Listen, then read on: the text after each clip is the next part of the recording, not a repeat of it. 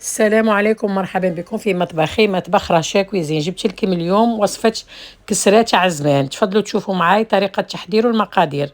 نحكموا جفنة، نحطوا فيها كمية من السميد يكون متوسط، وملعقة تاع خميرة، وشوية خميرة كيميائية. السر اللي فيه خميرة كيميائية باش تعطيها الهشاشة والحمورة. ونحطوا كمية من الملح، نزيدو نضيفو كمية من زيت المائدة،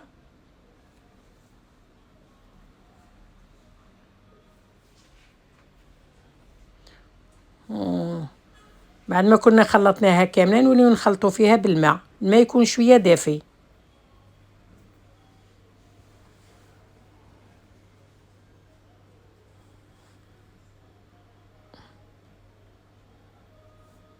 نقعدو نزيدو لها في الماء ونبلو.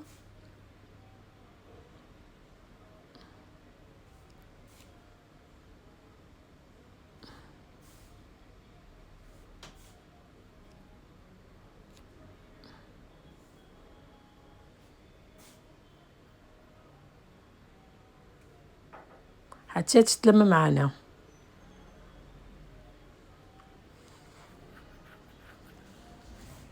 ما تكون طريه بزاف، ما تكون يابسه، مليحه برك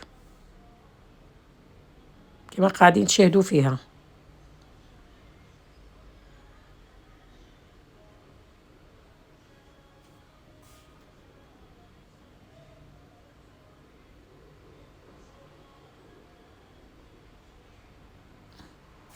بعد ما لميناها نغطيوها ونخليوها ترتاح مدة على الأقل حتى 10 دقائق ولا ربع ساعة. كي ارتاحت نوليو نعجنو فيها.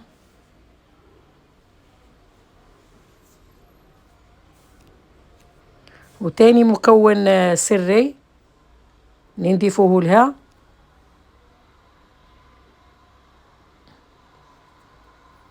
هو نعجنوها بالزيت زيتون.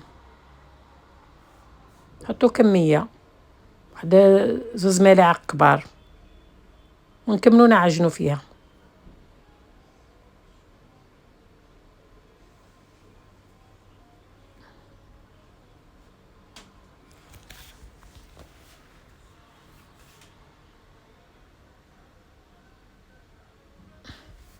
وبعد نقسموها، يجيونا تقريبا وحدة 5 خبزات.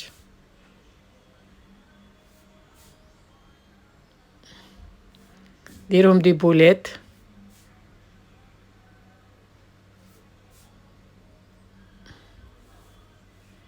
بعد نحطو الطاجين ونبداو نطيبو فيها.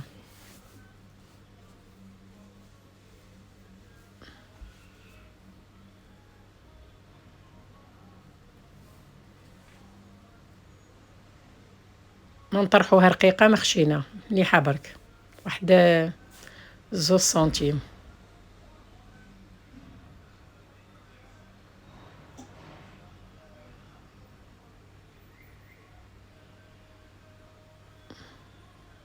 حطيناها في الطاجين، قلبناها وخربناها.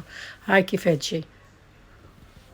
والفول اللي ديجا في الفيديو السابق فورناه، زدنا فورناه كمية وقشرناها ودرناها بالزيت زيتون، تجي طعمتها ولا أروع. جربوها ما حيش ندموا. السلام عليكم ورحمة الله وبركاته.